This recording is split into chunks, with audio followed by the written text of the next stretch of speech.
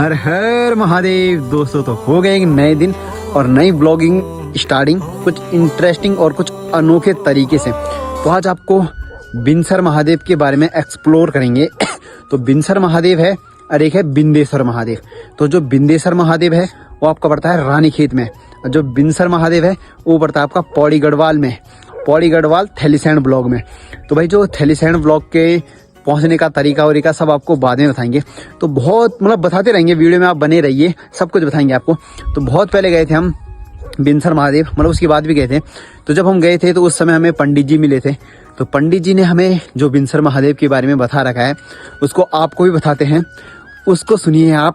और उसके बाद हम और चीजें बताएंगे कि कैसे आप आ सकते हो, कौन सा रूट होगा उसको भी बताएंगे। पंडित जी बताएंगे आप मंदिर के बारे में। तो पंडित जी बताओ जी सर। ये श्री बिंदेश्वर महादेव है जी, श्री बिंदेश्वर। वर्मा जी ने जब सृष्टि की रचना हुई तब से ये पांडवों ने इस मंदिर का निर्माण किया है जी। यहाँ पर पांडव लोग आए स्वर्ग रोहण के लिए, उन्होंने यहाँ पर बहुत सुंदर स्थान देखा। यहाँ पर उन्होंने वर्मा जी वहाँ तपस्या कर रहे थे जी। बर्मा डूंगी हम गए थे वहाँ सुबह, बोलते हैं जहाँ के लोग वहाँ वर्मा जी तपस्या कर रहे थे जी। यहाँ पर धर्मराज युधिष्ठिर अपने भाई के साथ माता कुंती के साथ यहाँ आए। उन्होंने इस जगह को बड़ा सुंदर देखा जी। वहाँ पर उन्होंने वर्मा जी का स्मरण किया। हाँ, यहाँ पर कितना सुंदर राम जी का स्थान है जी। यहाँ पर वर्मा जी आए। वर्मा जी ने कहा धर्मराज युधिष्ठिर तुम क्या चाहते हो जी। धर्मराज ने कहा भैया मैं यहाँ पर एक सुंदर मंदिर का निर्माण करना चाहता हूँ, हम स्वर्ग रोहण के लिए जा रहे हैं जी। तो यहाँ पर वर्मा जी ने कहा तुम विष्णु का स्मरण करो। यहाँ पर विष्णु भगवान प्रकट हुए। विष्णु ने कहा धर्मराज यदि तुम ऐसे ही चाहते हो तो हो जाएगा जी। तो धर्मराज को आदेश दे करके भगवान विष्णु ने यहाँ पर विश्वकर्मा को बुलाया और विश्वकर्मा द्वारा भीमसेन ने इन पत्थरों का शिलान्यास किया और शिला जितने भी हैं उतने भीमसेन ने लाए हैं जी। और इस मंदिर का निर्माण पांडवों ने किया है जी। इस मंदिर में का नाम श्री बिंदेश्वर महादेव कहते हैं। यहाँ पर बिंदी है, इस बिंदी की दर्शन करते हैं। ये 3 धाराएं हैं जी। ब्रह्मा विष्णु महेश है उन 3 धाराओं का नाम। मेला लगता है जी। इस बैकुंठ चतुर्दशी को जो लोग दूर दूर से आते हैं, घर से आते हैं, कहीं से भी आते हैं, वो चतुर्दशी का नहान भी करेंगे और पूर्णमासी का नहान भी करेंगे और सीधा बैकुंठ धाम को जाएंगे। यहाँ पर बड़े बैकुंठ धाम का बड़ा महत्व है। यहाँ पर हल्दी और चावल से अक्षत मिला करके चंदन लगती है जी। और यहाँ पर ये चंदन की लकड़ी से घोटे जाते हैं जी। यहाँ पर अक्षत अलग नहीं लगते हैं जी। यहाँ पर भोग प्रसाद लगता है और अनेक प्रकार के भांति भांति के चढ़ाव आता है जी। बाकी यहाँ पर कोई ऐसी किस्म की नहीं, जो भगवान जिसको जैसा वरदान दे मांगेगा वैसा भगवान उनकी इच्छा पूर्ण करते हैं। ये दुनिया भरी के घंटी मंडी ला रखे हैं लोगों ने, ये अपनी मनोकामना के अनुसार ला रखे हैं जी। यहाँ पर जो जिस ध्यान से आता है उसको उसे ध्यान का मिलता है जी।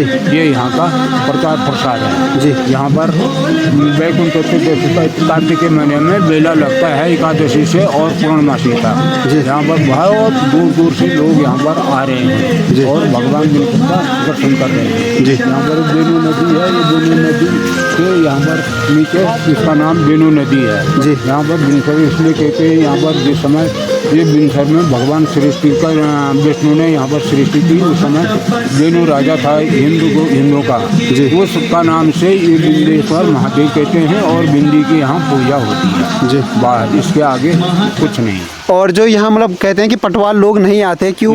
यहाँ पर जो ये पटवा लोग हैं, ये पटवा लोगों ने ये बैल का क्या दशा कर किया है। अच्छा, नंदी बैल की। हाँ, ये नंदी है, ये शिव का गण है जी। इसमें शिव जी सवार हो करके वहाँ अपने बारात में गए हैं जी। लेकिन यहाँ से ये नंदी यहाँ से कामाढोन तुम लोगों ने सुन नहीं रखा होगा, यहाँ से कामाढोन सैलदेवी बहुत दूर है जी। यहाँ से वो रात को वहाँ गेहूँ खाने के लिए गया और वहाँ से यहाँ जाता था जी। लेकिन वहाँ पर लोगों ने वहाँ का राजा जो कंजूर है वो राजा था वहाँ का जी। उसने वहाँ पर पटवालों को कहा कि भाई इसकी चौकीदारी करो, ये कौन आ रहा है, यहाँ कौन खा रहा है, इसको ये सारी खेतें खा दिए हैं जी।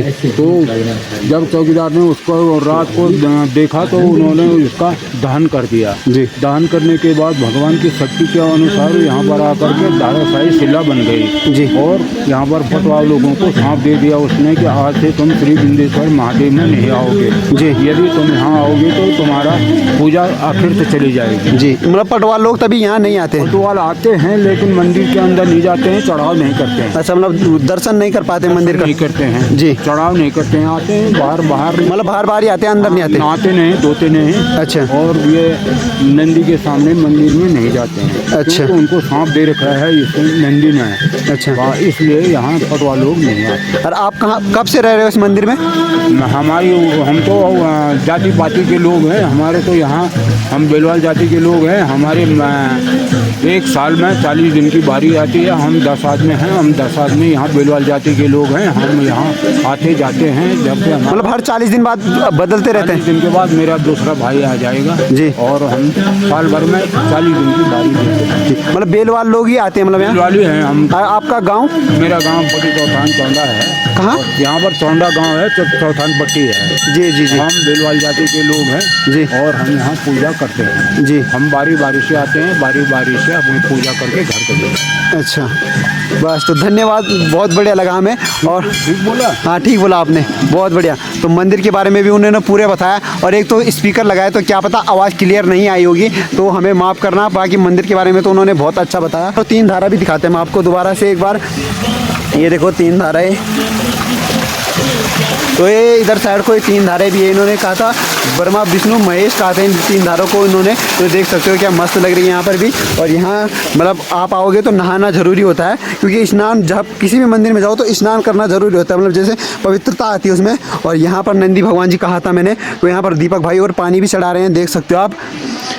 तो ऋतिक भाई पानी चढ़ा रहे हैं और दीपक भाई मतलब दोनों साथ में, देख सकते हो। यहाँ पर भी क्या मस्त लग रहा है, देख सकते हो इधर की साइड भी।